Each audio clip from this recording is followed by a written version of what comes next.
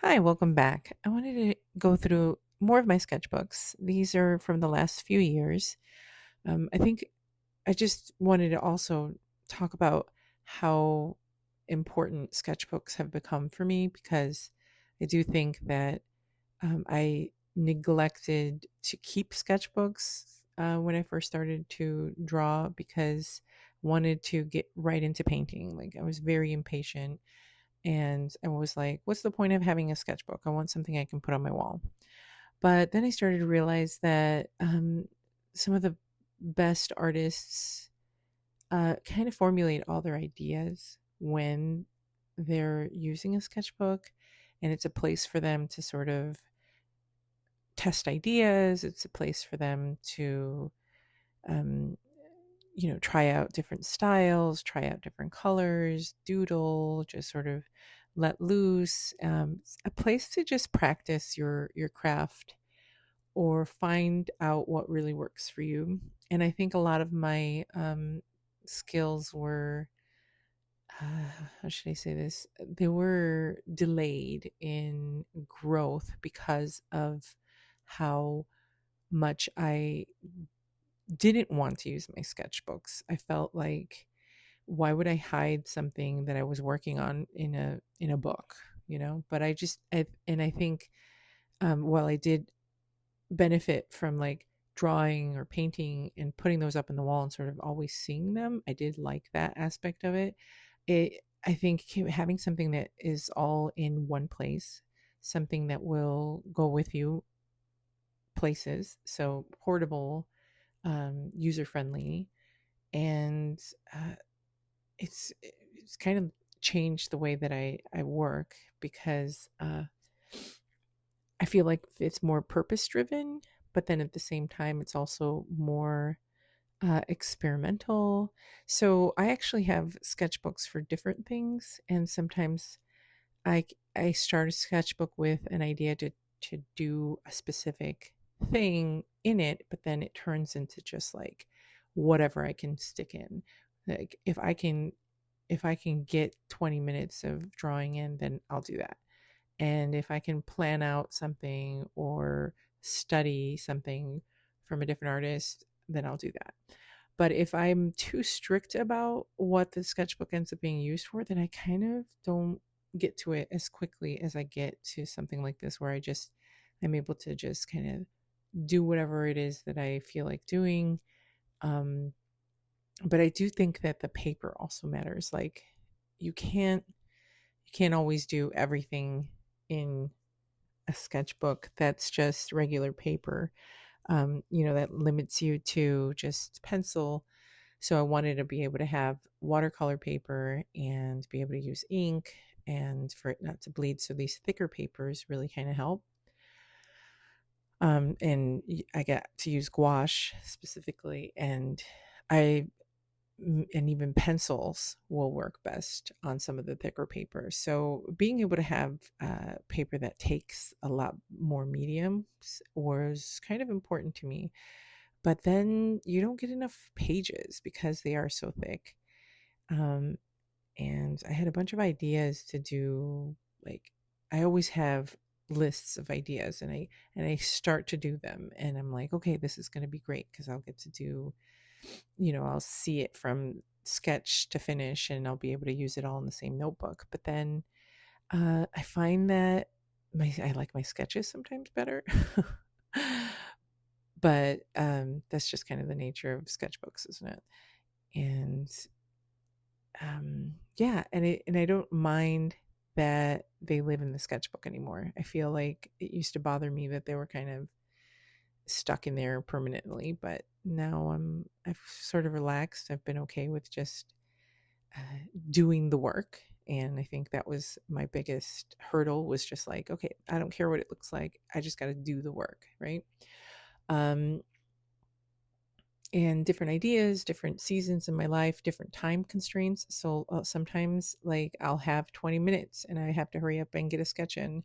So I'll do like a sketch of my kids or a sketch of a landscape or different things like that. But then there's times where I, you know, have a little more time and I want to do a bigger painting, or I want to do a more detailed illustration, or do a study of something that's beautiful and botanical, and I just want to spend a little more time refining it.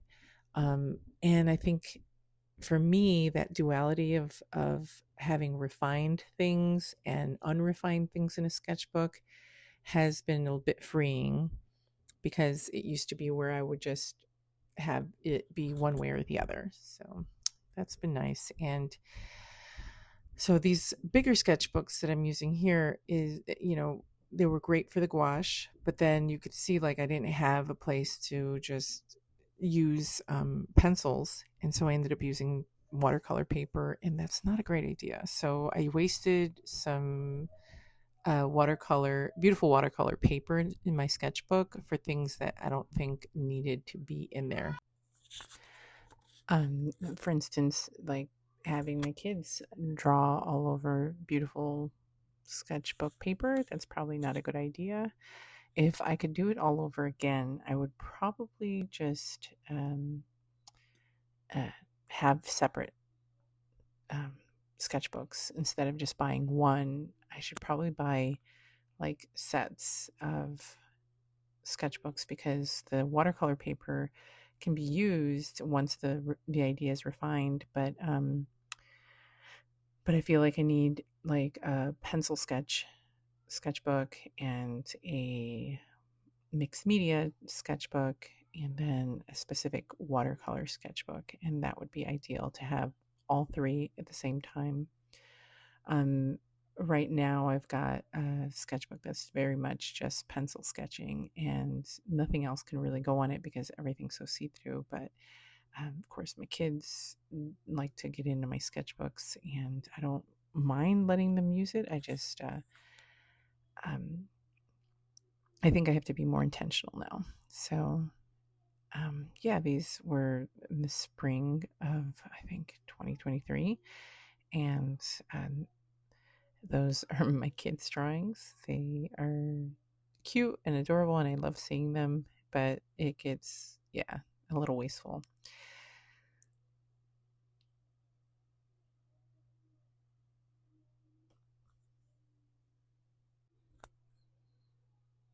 And now we're going into 2024 and Christmas of 2023. So the end of the year is when I typically like to start new sketchbooks.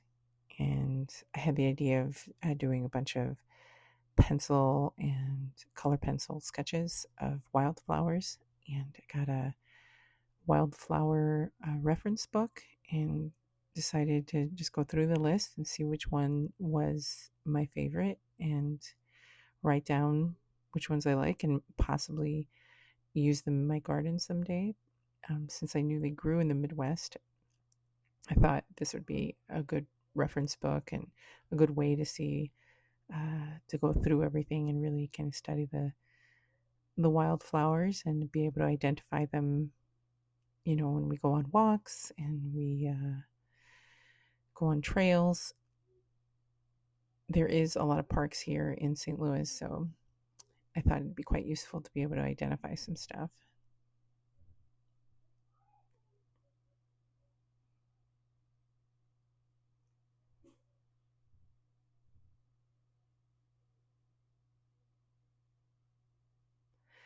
I, ended up using a lot of these sketches to trace over on my iPad, because I liked the sketches so much and I thought they would make great patterns. And I started doing some pattern design with the wildflowers, and I loved how they turned out. And I ended up printing some as totes and as little travel pouches.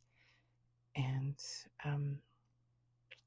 yeah, those are my kids, and some landscapes, and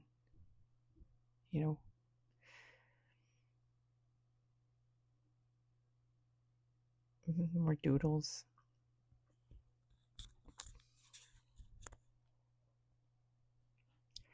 But the patterns that came from like all these wildflowers were something that I was quite proud of. but I couldn't. This kind of was around the same time that AI started to be introduced and was like a big deal that like everything was going to get revolutionized by AI. Everything was supposed to be like a big, you know, shift, a big change.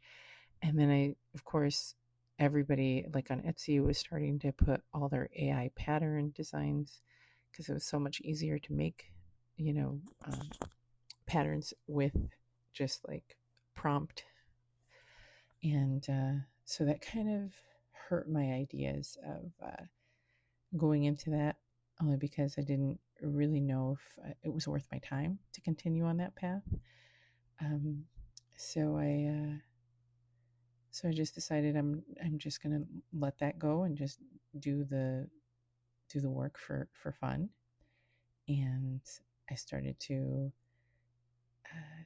just really dive into the idea that I'm not doing this for anyone else but myself, and that kind of started to change the way that I drew and the way that I see art in general now. So um, I was always so focused on doing things for a specific purpose, which I'm still very much in that mindset. Like I have to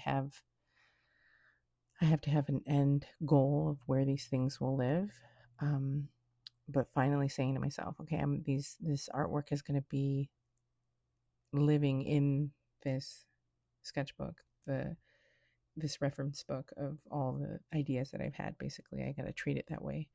And when I let go of that and I just said, okay, it's my information book, it's my my palette book, it's my idea book, it's my do silly whatever I feel like book. And once I let go of that and I started to really explore my materials, it was very freeing, but also I knew that if I was headed in a certain direction, that I'd want to be able to be consistent, to be able to say, okay, what about this do I enjoy? Um, and is it the material? Is it the playfulness of it? How am I using color? Is it my palette that I'm enjoying and the subject matter that I'm enjoying, or can I do it with any subject matter? So I had all these questions and I tried all these different mediums, and I said, well, obviously I'm getting better results with one medium over another, one style versus another. And I wasn't afraid to explore that in the sketchbook, which made this past year definitely more fruitful than others, because obviously I like botanicals, I like florals, and I know that's so cliche. It's like everybody draws flowers, right? Um, but that's kind of where I really like to live. And am I right with that? I do know that I need to challenge myself and grow, but I also feel like it's okay to just have a specific, you know, uh, subject matter that you enjoy more than others, and just seeing where that takes you. So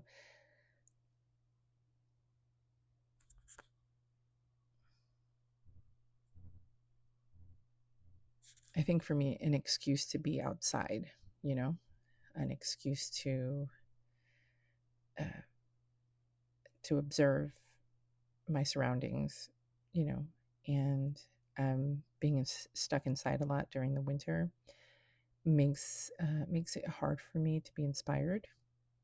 So a lot of times I go through seasonal uh, inspirations. So usually towards the spring, I'm super energetic. I'm super into whatever I'm doing with my work. I have all kinds of ideas. I have all kinds of things I want to finish, and I'm very gun ho about getting back into my work. But come fall, like the end of fall and closer to the holidays and winter, I'm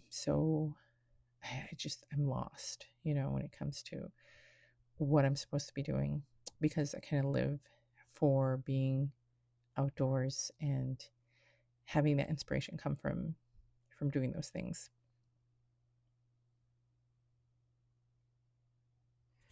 So I guess if I were to give any advice about how to keep sketchbooks, it would be one to have a sketchbook that doesn't cost you very much, because you want to be able to just throw whatever you want in there, experiment however you'd like, because I think that's good information for you later as you grow. And then keep a really beautiful, expensive sketchbook, but um, don't treat it as something precious. And if you do want to treat it as precious, then, have a separate notebook that's inexpensive that you can sketch and kind of do whatever you want on and destroy. And then when you're ready, you get into your beautiful, expensive paper. Um, and those can be the ones that you show off, the ones that you're most proud of. But definitely, have one that's not precious. And maybe have a few that you have for specific things, like a travel one that's small that you just use for, like, have a pencil or pen with you and then just take it with you everywhere. Um, these are things I'm trying to do for the new year, so we'll see how that goes. And so wish me luck. I'll hopefully have way more uh, sketchbook tours to show you. And thanks for watching, and please like and subscribe.